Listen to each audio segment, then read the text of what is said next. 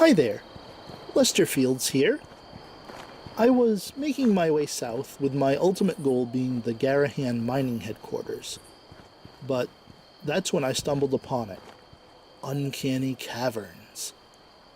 What with its rustic feel and larger-than-life sign, I was enticed to make a little side trip.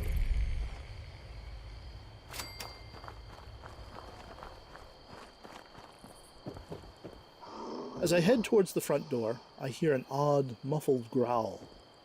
Looking around, I spot something. My Pip-Boy tells me it's a glowing mole miner. Well, I'm not sure I want to tackle whatever this thing might be, so I decide to go into the building and hope he doesn't take note that I'm here. Inside are more bloat flies.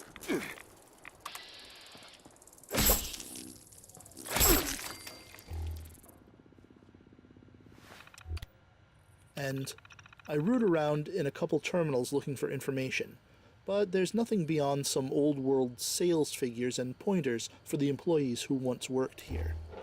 There's a holotape with a tale about the Wendigo, but I've heard this one before, and so I shut it off.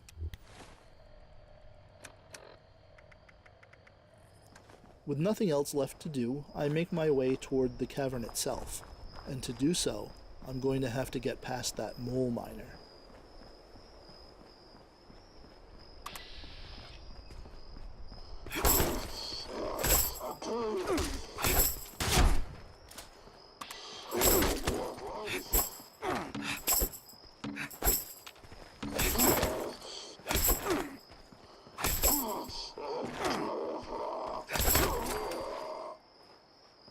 Whew. This guy was a handful. And from the way he looked and sounded, he seemed to be a person, or what was left of a person, inside an old mining suit. That was creepy, and I hope I don't meet any more of those things in the cavern itself.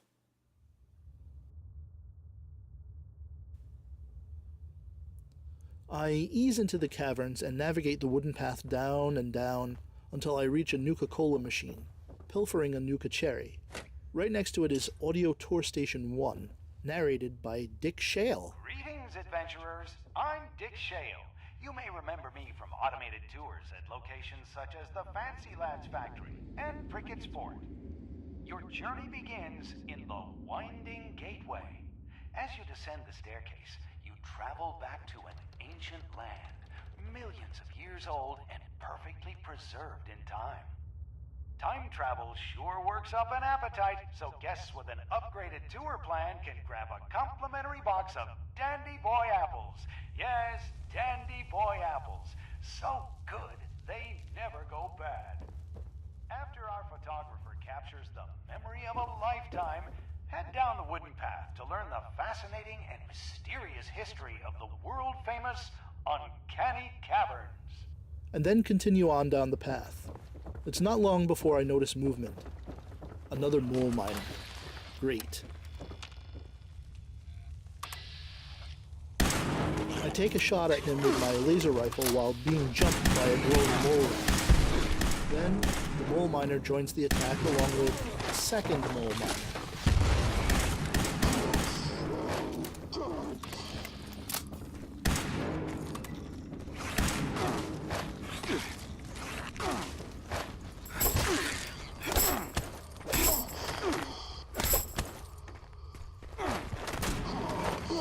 I switch to my shotgun and take out one of the mole miners while the other one runs. I give chase and slowly whittle his health down until he's been taken care of as well.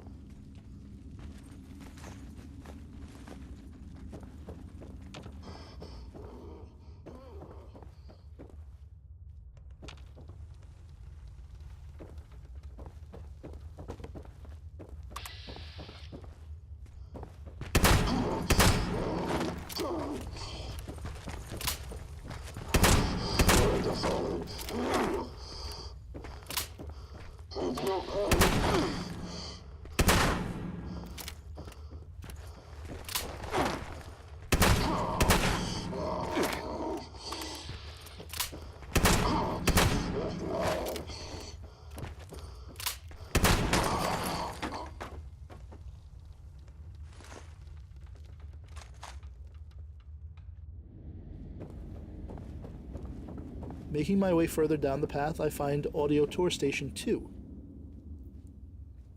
Congratulations on making it all the way down the winding gateway. A feat powered by the refreshing fuel of Dandy Boy apples. During this self-guided tour, you'll experience majestic natural formations that evoke an otherworldly sense of awe and reverence. You'll also hear tales of the dark and mysterious Night Kid who leapt from the depths of these caverns into the imaginations of millions worldwide. Head left to continue the tour, and please stay on the wooden path. Dick Shale congratulated me for making it here, and he wasn't half kidding.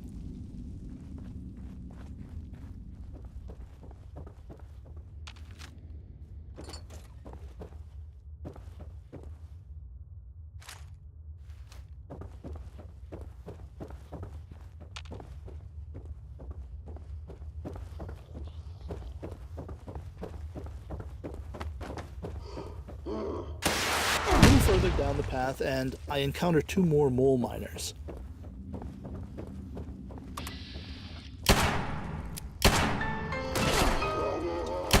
My mysterious friend distracts them as I take them both out with my pistol.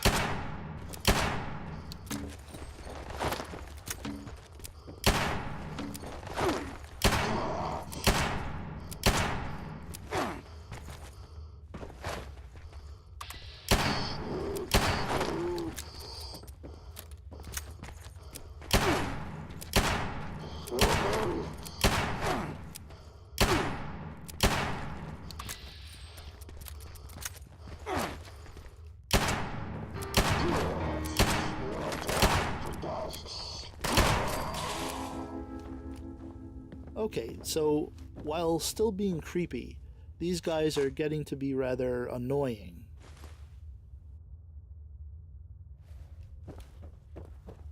Dick Shale greets me at Station 3. You're now in the royalty room, made up of 3 beautiful natural columns named the King, the Knight, and the Squire. Fun fact, columns are formed by the natural union of stalagmites and stalactites over many years. The King column is over 200,000 years old. When first surveyed, the royalty room was filled with 2 tons of litter and dead livestock dumped by local farmers through a now collapsed hole. Head left to continue the tour, and remember, no littering. And then immediately again at Station 4. Before you is the entrance to the Night Kid room, where the mysterious half-man, half-bat was first discovered. Night Kid was found in complete darkness and surrounded by bats. He was 2 feet tall, weighed 19 pounds, and had been feeding on moths to survive. You can explore this part of Appalachian history and more at a reasonable price as part of our Wild Cave Tour, sold separately. Head right to continue the tour. Please let members of premium guided tours pass before proceeding. Well, I didn't purchase the Wild Cave Tour, but that's not stopping me from going into the Night Kid's cave. There's not much in here. A settler who didn't make it, a locked ammo box,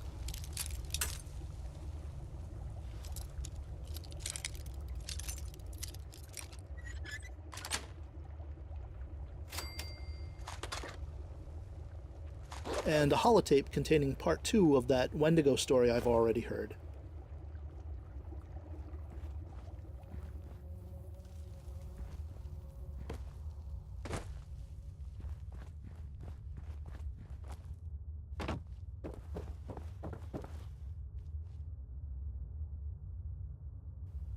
And so, moving on to Station 5.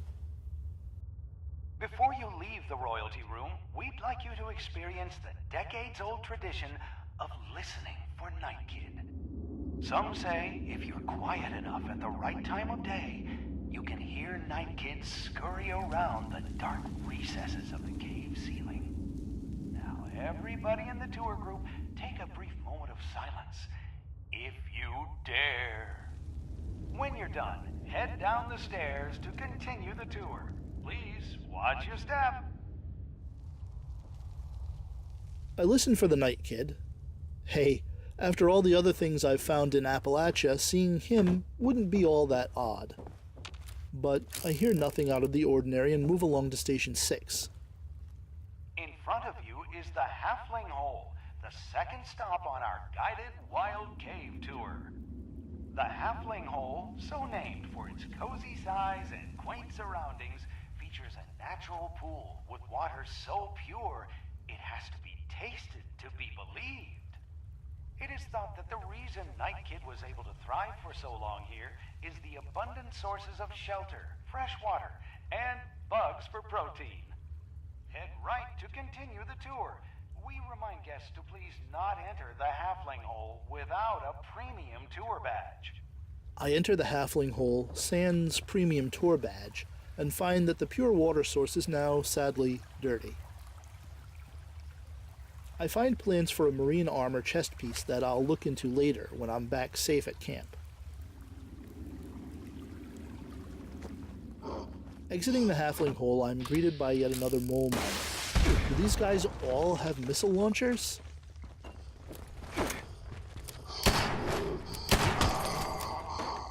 I finally off the guy, then take on another glowing mole rat.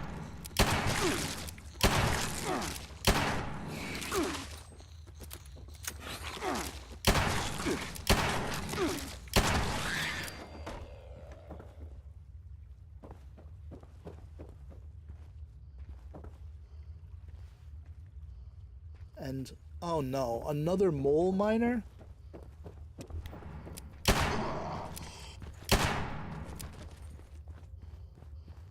I trade shots with this guy until he eventually falls, and then it's on to Station 7.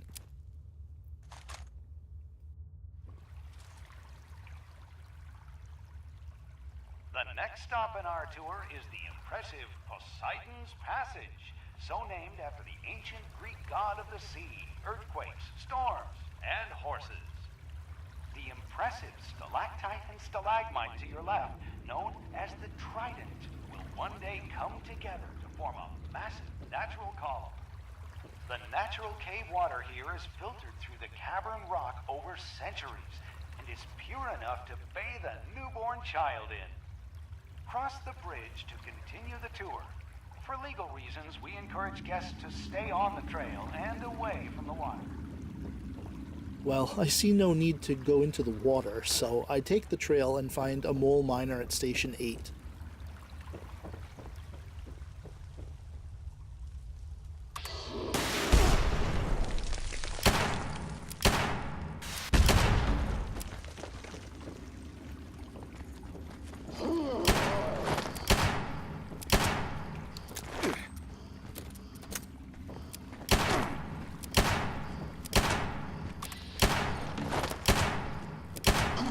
That's when my pistol breaks, and I trade blows with the foul creature using my death tandem.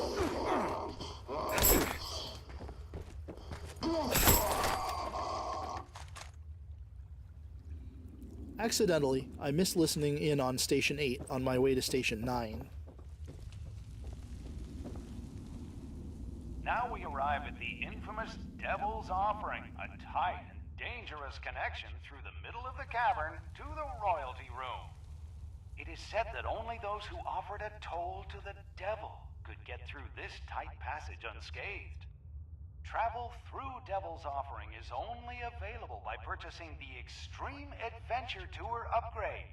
Inquire at the gift shop to learn more. Head left to reach the final stop of the tour.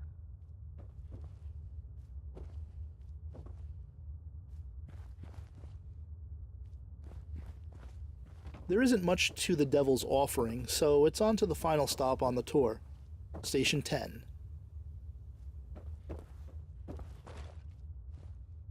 The final stop of the self-guided tour is where it all began, the War Room.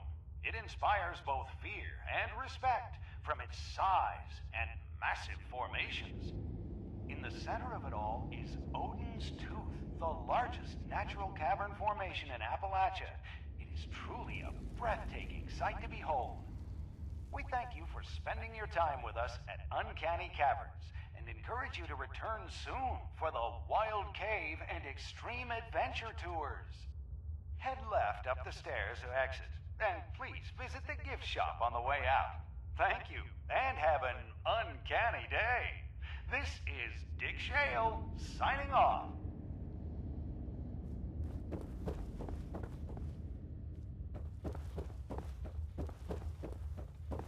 And that's the end of the tour.